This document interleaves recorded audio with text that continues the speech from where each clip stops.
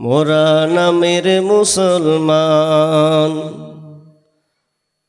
মোদের কেমন যে ঈমান।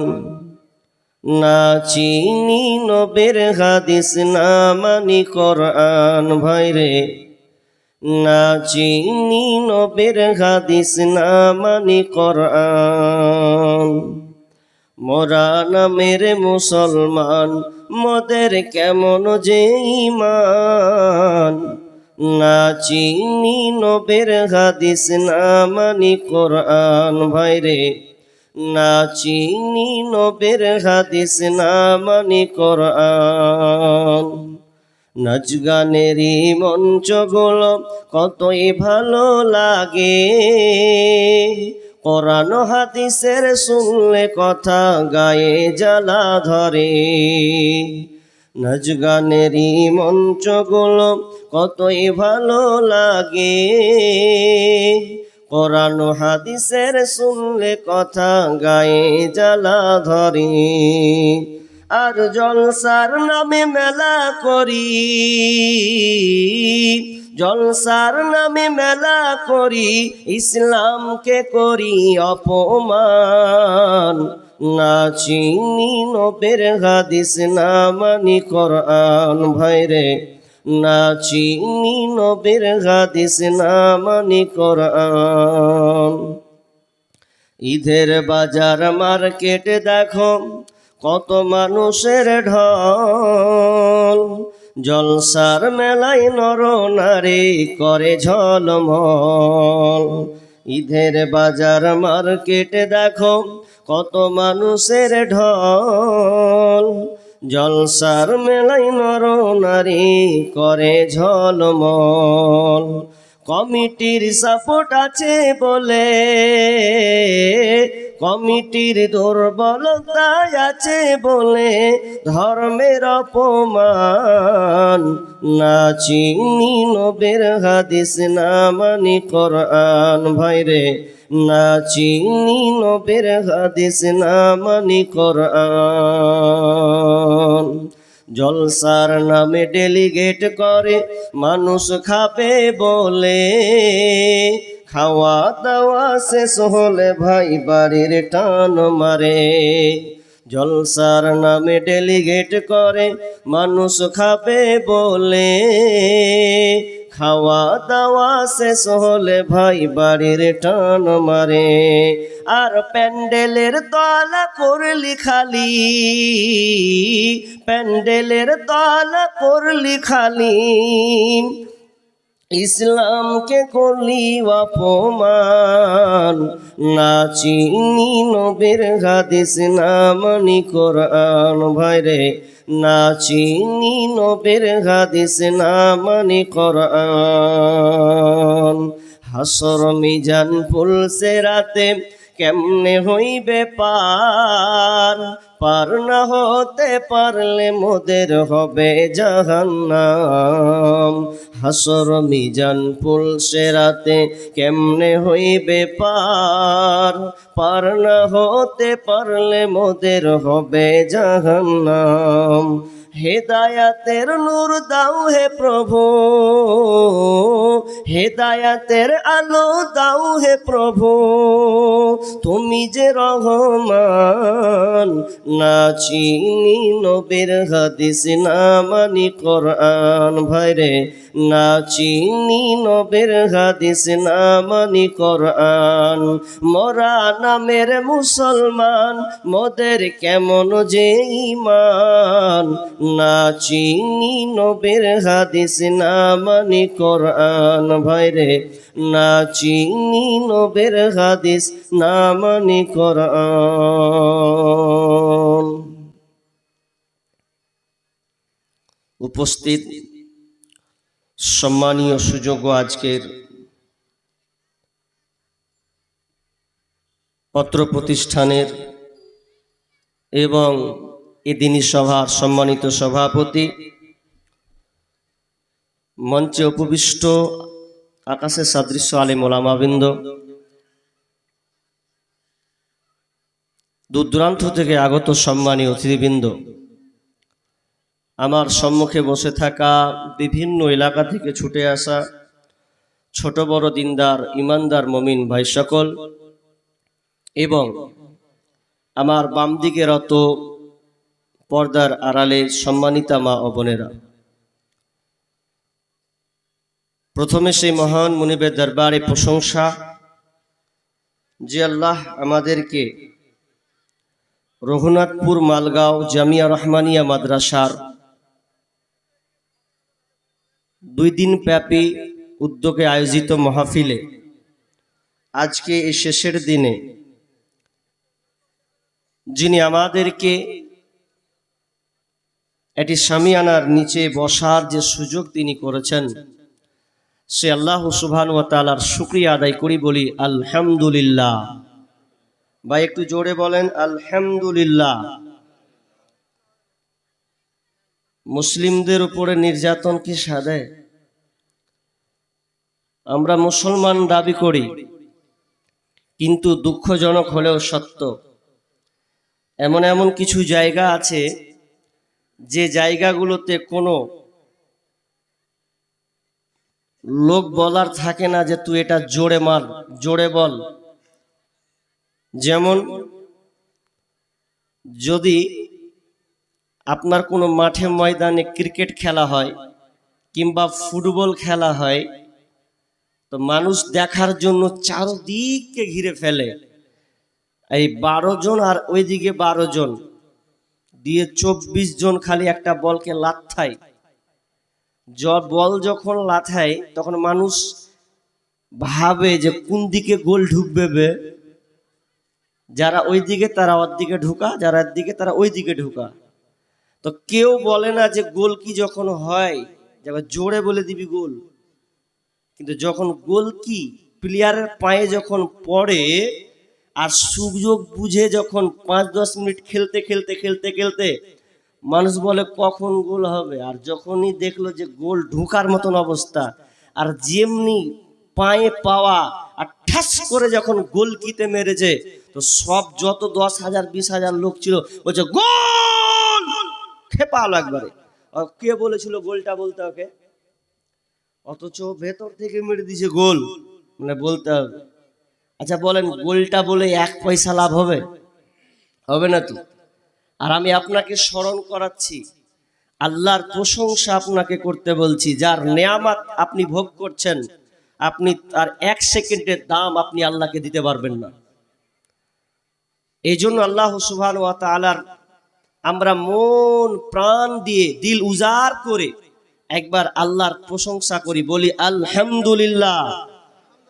অতঃপর শান্তি বর্ষিত হোক সকল নবীদের উপর, বিশেষ করে আমাদের শেষ নবী জনাবে মুহাম্মদুর রাসূলুল্লাহ, আমরা সকলে বলি সাল্লাল্লাহু আলাইহি ওয়াসাল্লাম। সম্মানিত উপস্থিতি, আপনারা সকলে অবগত আছেন যে 2 দিন থেকে প্রোগ্রামটা হচ্ছে, আজকে শেষের পালা। আমার পরে পরেই যিনি শ্রদ্ধেয় শেখ ইয়াসিন ভাই তিনি চলে আসবেন। তো আমি ইনশাআল্লাহ কিছুক্ষণ আলোচনা করব, আলোচনা করার পাশাপাশি এই অত্র প্রতিষ্ঠানের জন্য আপনাদের কাছে আমি কিছু চাইব। তার আগে কথা ইঙ্গিত করে দেওয়া ভালো, পরিচয় দেওয়াটাই ভালো। যে প্রতিষ্ঠানের উদ্যোগে আয়োজিত মাহফিল, সেই প্রতিষ্ঠানের আমি একজন ছাত্র। কিভাবে? বেশি দিনের জন্য নয়, 1 বছর জুটাতে খালি কিছুদিন বাকি। আমার প্রথম মাদ্রাসার পথ চলা যদি শুরু হয়েছে, তো আপনাদের এই মাদ্রাসা থেকে প্রথম ধাপ জীবনে, লাইফে আলিফ থেকে নিয়ে শুরু করেছি, আম্মা পাড়া পর্যন্ত খালি ধরেছিলাম এখানে। প্রথম আমার শিক্ষা শুরু হয়েছে এখান থেকে। কত ছোট ছিলাম জানেন? একদম খুবই ছোট। আমার অত কিছু মনে পড়ে না, কিন্তু এই মাঠগুলো মনে পড়ছে। কারণ কেন জানেন? এই যে সব লোকগুলো দাঁড়িয়ে আছে, এই রাস্তা দিয়ে মনে হচ্ছে একটা পুকুর আছে, ওই পুকুরে মাঝে মধ্যে গোসল করতে যেতাম। এখন তো অনেক চেঞ্জ হয়ে গেছে। আরে রাস্তা তো ছিল না, হেঁটে হেঁটে গিয়েছি, সাহেব ঘাটা হেঁটে হেঁটে। রাস্তা হয়নি, কারেন্ট ছিল না। ওই আপনার মা আমাকে বাড়িতে কারেন্ট সব কিছু ছিল, আর এমন জায়গায় ভর্তি করেছে যে ওখানে কারেন্ট নাই, কোনো ফ্যান নাই, পাখা ঘোরাচ্ছি আর পড়াশোনা করছি। আর মা আমাকে একদম হাফ লিটার তেল ভরে দিলে, কেরোসিন, যা চেরাক ধরাবি আর পড়বি। বাড়িতে বাল্ব আছে সবই, আর ওই চেরাক দিয়ে বলছে 4-5 জন গোল করে বসতাম। কত ছোট ছিলাম হিসাব করেন। বাল্যকালের কথা আমার মনে পড়লো এই প্রতিষ্ঠানের। আমি যখনই এলাম তো আমার যখনই মনে পড়ে তখনই আমি হাসি। কেমন হাসি? যখন শিক্ষকরা বলতো যে তোমরা যার কেরোসিন বেশি বা যে নিয়ে এসেছি যার চারাক, ওর চারাক নিয়ে পড়তো। তো আমার চারাক নিয়ে সবাই পড়তো, 5 জন 7 জন হয়ে বাইরে গোল করে বসতাম। সেই সময় পড়াশোনাটা মাশাআল্লাহ খুব ভালো হতো। এখন কেমন হচ্ছে জানি না, ইনশাআল্লাহ আরো বেশি হওয়া আশা করি, আরো ভালো হবে। তো গোল করে বসেছি, তা আমার কত বুদ্ধি, আইজ্যাক নিউটনও ফেল হয়ে যাবে, এত বুদ্ধি আমার। কেরোসিন দিয়েছে মা আমাকে, তো বলছে ভালো করে জ্বালাবি। তো দেখছি কেরোসিন আমার বোতলে শেষ হয়েছে, কেউ দেয় না, আর আমার চেয়ার আগে সব পড়ছে। তখন আমি একটা বুদ্ধি বের করলাম যে কেরোসিন শেষ হচ্ছে, বাড়িতে মোবাইলে ফোন করব। তখন মোবাইলে ফোন করতে যেতাম, ওই সাহেব ঘাটা যেতাম, তো এই 1-2 টাকা কয়েল ভরতে হতো, আছে না এরকম, ভরে তারপরে তাও বাড়িতে মোবাইল নেই, বলতাম 2 টাকা লস, তাড়াতাড়ি যা, ফের 2 টাকা ভরবো, 1 মিনিট কথা বলবো। এইরকম ছিল। তা কেরোসিন কম, তো এবার আমি কি করলাম, একটা বুদ্ধি বার করলাম যে কেরোসিন কমে গেছে। তো এক কাজ, ছোট ছেলে যা বুদ্ধি হয়, তা আমি কি করেছি, এই অর্ধেক কেরোসিন ঢেলে দিয়েছি আর অর্ধেক পানি ঢেলে দিয়েছি। দিয়ে এবার আমি যদি জল আছি তো আর ধরতে ধরতে ভাকাম করা বন্ধ হয়ে গেল। কত বুদ্ধি! কেরোসিন কম তো কি করি, পানি আর কেরোসিন দিয়ে চালাবো। তো মাথায় এটা নাই যে পানি ঢাললে সব সর্বনাশ হয়ে যাবে, আর ধরলুই না। ওই দিন রাত বাদ, সকালে আবার সব শুকিয়ে টুকিয়ে দিলাম। তো এটা হচ্ছে আমার, তার মানে আমি কত ছোট, এবার হিসাব করেন কোন বুদ্ধি দিয়ে আমি কাজ করছিলাম। তা আলহামদুলিল্লাহ শিক্ষকরা আমাকে অনেক ভালোবাসতেন, কারণ বাল্যকালে আমার একটা প্রতিভা ছিল ছোট থেকে, যা আমি গজল সঙ্গীতগুলো শোনাতাম, তো খুব পছন্দ করতো তারা। এই যে ডক্টর মুজাহিদুল ইসলাম, ওনার বাড়িতে আমি খেতাম, তো উনিও আমার কাছ থেকে সঙ্গীত শুনতেন। প্রথম শুনে 2টা সঙ্গীত শুনে নিলে খুবই ভালোবাসতেন। জি, তো যাই হোক, তাহলে আপনারা আমার পরিচয় পেলেন আলহামদুলিল্লাহ।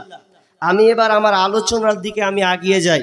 তবে আলোচনা করা শুরু করার প্রারম্ভে আমি আসছিলাম অনেক মানুষের ভিড়। আমি আমার ওই ভাইদের বলবো যারা এখনো রাস্তাঘাটে ঘোরাফেরি করছেন, আল্লাহর হস্তে বলছি, ওই নোংরা জায়গাকে বর্জন করে দিয়ে এ দিনী বৈঠকে বসার চেষ্টা করি। ওটা হচ্ছে নোংরা জায়গা।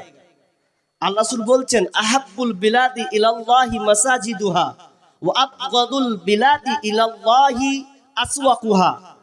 আল্লাহর কাছে সবচাইতে পছন্দনীয় জায়গা হচ্ছে মসজিদ, আর সবচাইতে নোংরা জঘন্য জায়গা, খারাপ জায়গা হচ্ছে কি বলেন তো, বাজার, মার্কেট। তাহলে ওখানে জালসার দিনে আপনাকে ঘুরতে হবে? জি, ছেলে মেয়ে একাকার হয়ে আছে, লাজ শরম বলে কিচ্ছু নাই, এত বিক্রি করে খেয়েছে, বেহায়ার মতন তারা ঘোরাঘুরি করছে। আমি তাদের অনুরোধ করব, ভাই ও বোনদের, আপনারা ওই নোংরা জায়গা বর্জন করে দিনী বৈঠকে বসার চেষ্টা করুন, কারণ এখানে ফেরেশতারা নিয়োজিত আছেন। বলেন সুবহানাল্লাহ। আমি এবার আলোচনা করতে চলে যাই, সময় কেটে যাবে অনেকটা। সিয়াম সম্পর্কে কিছু বিস্তারিত আলোচনা আমি আপনাদের সামনে রাখছি, যেহেতু সামনে কয়েকদিন, 2-3 দিন পরে মনে হয় 19 তারিখে একটা কমপ্লিট হবে। জি, আতাকুম শাহরু রমাদান, রমজান মাস হচ্ছে সামনে সমাগত মাস। তো রমজান মাস কি এবং কেন, কেন আল্লাহ পেটের নামের সিয়ামটা আমাদেরকে দিলেন? সিয়াম শব্দের অর্থ, এটা আরবি হচ্ছে বহু বচন, সমটা হচ্ছে এক বচন, এর বহু বচন হচ্ছে সিয়াম। আর রোজা যে আমরা বলি, এটা হচ্ছে ফার্সি শব্দ। তো সিয়াম এর অর্থ হচ্ছে বিরত থাকা, অটল অবিচল থাকা। ইসলামী শরীয়তি পরিভাষায় সিয়াম কাকে বলা হয়? প্রাপ্তবয়স্ক সক্ষম মুসলিম নর নারীকে সুবেহ সাদিক থেকে নিয়ে সূর্যাস্ত পর্যন্ত খাওয়া পান করা, স্ত্রী সম্ভোগ করা এবং যাবতীয় গর্হিত কাজ, অর্থাৎ এক কথায় অন্যায় অশ্লীল খারাপ কাজ থেকে বিরত থাকার নামই হলো সিয়াম। এই সংজ্ঞাটা আপনারা বুঝলেন কিনা? কথা বলতে হবে কিনা, আমরা বুঝতে পারছেন কিনা ভাষা? এবার চলুন, সিয়াম আল্লাহ আমাদের উপরে ফরজ করলেন কেন? কেন এই সিয়াম নামের পেটেন্টটা দিলেন? আবার না খেয়ে থাকতে হবে? তো আল্লাহকে জিজ্ঞাসা করি, কেন আপনি এটা দিলেন? তো আল্লাহ সূরা বাকারা 183 নম্বর আয়াতে বলছেন, বিসমিল্লাহির রহমানির রহিম, ইয়া আইয়ুহাল্লাযীনা আমানু কুতিবা আলাইকুমুস সিয়াম কামা কুতিবা আলাল্লাযীনা মিন ক্বাবলিকুম লাআল্লাকুম তাত্তাকুন। রব্বুল আলামিন বলেন, ইয়া আইয়ুহাল্লাযীনা আমানু, হে ঈমানদারেরা, কুতিবা আলাইকুমুস সিয়াম, তোমাদের উপরে রমজান মাসের রোজাকে ফরজ করে দিলাম। তোমাদের উপরে রোজাকে আমি ফরজ করে দিলাম। শুধু কি তোমাদের উপরে ফরজ করেছি দিয়ে তুমি হাই হুতাশ হয়ে যাবে এমনটা কিন্তু নাই। কামা কুতিবা আলাল্লাযীনা মিন ক্বাবলিকুম, এমনকি তোমাদের পূর্ববর্তী যারা, তাদের উপরে রোজা আমি ফরজ করেছি। তোমাদের উপরে যেমন রমজানের রোজাকে ফরজ করেছি, তাদের উপরে রোজাকে আমি ফরজ করে দিয়েছিলাম। তবে আমাদের রোজা আর তাদের রোজার মধ্যে ডিস্টেন্স আছে, পার্থক্য আছে। আমরা যেমন রাখছি সেটা তাদের সেই রকম ছিল না, একটু ভিন্ন ধরনের রোজা ছিল।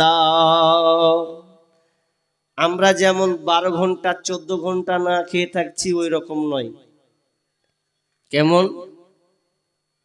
আদম আলাইহিস সালামের সময়ে রোজা ছিল, নূহ আলাইহিস সালামের সময়ে রোজা ছিল। নাসিরুদ্দিন আলবানী রহমতুল্লাহ আলাইহি তিনি এই হাদিসটাকে নিয়েছে, তিনি হাদিসটা জয়ীফ করেছেন। জয়ীফ বলেছেন কারণ যে রাবি আছেন উনি ওই রাবিটা হচ্ছেন দুর্বল রাবি, মানে দুর্বল রাবি। তো তিনি বলছেন যে নূহ আলাইহিস সালামের সময় ঈদুল ফিতর এবং ঈদুল আজহা ছাড়া সব সময় 12 মাসই রোজা রাখত। তাই হাদিসটা সহি নয়, তবে অনুমান করা যায় রোজা ছিল। এমনকি মুসা আলাইহিস সালামের সময় রোজা ছিল।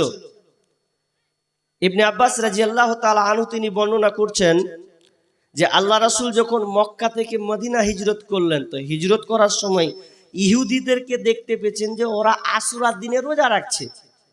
তো আল্লাহ রাসূল তাদেরকে বললেন, ও তোমরা কিসের এটা রোজা পালন করছো? এই আশুরার দিনে তোমরা কিসের রোজা পালন করছো? এটা কোন রোজা, কেন রাখছো? ইহুদিরা তখন জবাব দিল, আমরা এই রোজা রাখার কারণ হচ্ছে এই বনী ইসরাইলের কওমকে, অর্থাৎ মুসা আলাইহিস সালাম তার দলবদ্ধকে ফেরাউনের হাত থেকে, ফেরাউনের কবল থেকে নিরাপত্তা দিয়েছিলেন এবং ফেরাউনের মুষ্টি যা আছে সবকে নির্মূল করে দিলেন এবং তাদেরকে তছনছ করে দিলেন, শেষ করে দিয়েছিলেন। এই জন্য আল্লাহর শুকরিয়া আদায় করার জন্য মুসা আলাইহিস সালাম তিনি এই আশুরা রোজা রেখেছিলেন। এই জন্য আমরাও ইহুদি, এই জন্য আমরাও এই রোজাটাকে রাখছি। রোজা ছিল, দাউদ আলাইহিস সালামের যুগেও রোজা ছিল। আল্লাহর কাছে সবচাইতে প্রিয় রোজা দাউদ আলাইহিস সালামের রোজা, কারণ একদিন করে রাখতেন আর একদিন করে ছাড়তেন, এইরকম ছিল। মারিয়াম আলাইহিস সালামের সময়ও এটা অনুমান করা যায়, বোঝা যায় যে রোজা ছিল। শুধু তাই নয়, উম্মাতে মুহাম্মাদির উপরে শাবান মাসের 2য় হিজরিতে এই রোজাকে ফরজ করা হলো। তবে যখন ফরজ করা হলো তখন এই রকম ফ্যাসিলিটি মানে এত সুযোগ ছিল না, খুবই কড়া ছিল। কেমন কড়া? সহিহ বুখারী, আবু দাউদ, এই দুই হাদিসে আপনি পাবেন। রাবি হচ্ছেন বারা ইবনে আজিব রাদিয়াল্লাহু তাআলা আনহু, তিনি বর্ণনা করছেন যে রোজাটা কেমন ছিল প্রথম শুরুতে যখন ফরজ হয়। ওই যে ইফতার মাগরিবে, ইফতার মানে সাহারি মানে আপনার ইফতার হলো মাগরিবে, তো রোজা খোলার পরে আর 1.5-2 ঘন্টা সময় থাকে। এই 1.5-2 ঘন্টাতে খেয়ে নাও, এই 1.5-2 ঘন্টার মধ্যে স্বামী স্ত্রী মিলন করো তোমার ইচ্ছা থাকলে, কিন্তু বাকি আর পরে সারা রাত পাবে না, আর দিন মেনও পাবে না। কত কঠিন! মানে ইফতার করলো 2 ঘন্টায়, মিডিলে একটা মাগরিব থেকে নিয়ে ইশার, এই মিডিলে 1.5-2 ঘন্টার সময়। তো এই সময়ে খাবার মন থাকলে খাও, স্ত্রী মিলন করার তোমার যদি চাহিদা থাকে করে নাও, কিন্তু 8টার পরে আর তুমি খেতেও পাবে না, স্বামী স্ত্রী মিলনও করতে পারবে না। কত জ্বালা, খুব কঠিন। তো এত কঠিন, এই কঠিনের কারণে একজন সাহাবী, যে সাহাবীটার নাম হচ্ছে কায়েস ইবনে সিরমা রাদিয়াল্লাহু তাআলা আনহু, তিনি রোজা রেখেছেন, দিনে মাঠে কাজ করতে চলে গেছেন। তো কাজ করতে গিয়ে একদম চাষি মানুষ, আনসারি সাহাবী, চাষাবাদ করতে সন্ধ্যা হলো, তো আর বিবিকে বলছেন, বিবি রে বাড়িতে কোনো খাবার আছে কিনা দাও, আমি খাবার খাবো, আমি রোজাটাকে ভেঙে দেব, ইফতারি করব। যখন বিবিকে বলা, তো বিবি তখন সঙ্গে বলছেন, স্বামী আমার এই মুহূর্তে তো বাড়িতে কোনো খাবার নাই যে আপনি খাবার দিয়ে ইফতারি করবেন, আপনার রোজাটাকে আপনি ভাঙবেন। এবার বিবি তখন বলছেন, স্বামী আমার তাহলে আপনি একটু ধৈর্য ধরেন, একটু বসে পড়েন, আমি পাশের বাড়ি গিয়ে খাবার তাল্লাশি করছি, কিছু খাবার এনে আমি আপনাকে জড়ো করে দিচ্ছি, একটু আপনি ওয়েট করেন। এমন সময় বিবি যখন বাড়ি থেকে বাইরে চলে গেলেন, খাবার তালাশ করলেন, কিছুক্ষণ একটু লম্বা রং টাইম হয়ে গেছে। এমন সময় ওই সাহাবীটা তার চোখে যেন ঘুম চলে এসেছে, আর যেমনি ঘুমিয়ে যাওয়া, তার মানে পুরো সে হুঁশের মধ্যে আর নাই। আর যেমনি ঘুমিয়ে যাওয়া, এমন সময় বিবি এসে স্বামীকে দেখছেন, আহারে ওরে আফসোস, আমার স্বামী ঘুমিয়ে গেছে, ওরে স্বামী তুমি কি করে দিলে, তাহলে তুমি তো আর খেতে পাবে না, কারণ আপনি যদি ঘুমিয়ে যান, সেই সময়ের নিয়ম ছিল ঘুমিয়ে গেলে খেতেও পাবে না, সারা রাত যাবে, সারা দিন যাবে, তারপরে তুমি ইফতার করতে পাবে। কঠিন মশালা। এবার কি করবে? স্বামী খেতে তো পাবে না, তো যাক, রাত পার হলো, দিন হলো, আর দিন যখন হয়েছে তখন এবার দুপুর বেলাতে চাষি মানুষ চাষ করে খেতে হবে। এবার দুপুর যখন হয়েছে, রোদ, প্রখর রোদ, আর সহ্য করতে পারলো না, আর সহ্য করতে না পেরে চোখগুলাকে বড় বড় করে দিয়েছে, মনে হচ্ছে মরে যাবে, এরকম অবস্থা। তো বাকি সাহাবীরা দৌড়লো, দৌড়ে এখন ধরছে, আল্লাহ আল্লাহ, মরে যাবে রে, মরে যাবে। কি